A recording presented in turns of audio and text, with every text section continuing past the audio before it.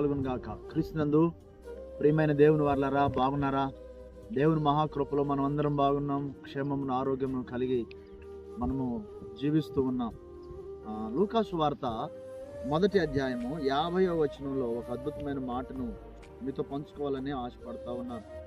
ఆయనకు భయపడు వారి మీద ఆయన కనికరము తరతరములకు. అద్భుతమైన దేవుని మాట. ఆయనకు భయపడు వారి మీద. ఏదో తాత్కాలికమైన భక్తి కాదు కదా ఈ భక్తి. ఏదో కొన్ని సంవత్సరాలు చేసిన తర్వాత ఇది కాదు కదా.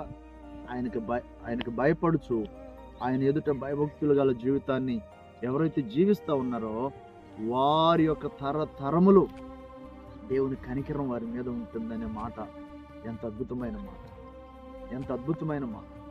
దేవుడు తప్పక సహాయం చేస్తారు. దేవునికి భయపడే జీవితం, దేవుని యొక్క భయముతో నడుచుకునే జీవితం జీవించుట ఎంత గొప్ప ఆశీర్వాదం కదా, ఎంత గొప్ప నెమ్మది కదా, ఎంత గొప్ప దీవెన కదా.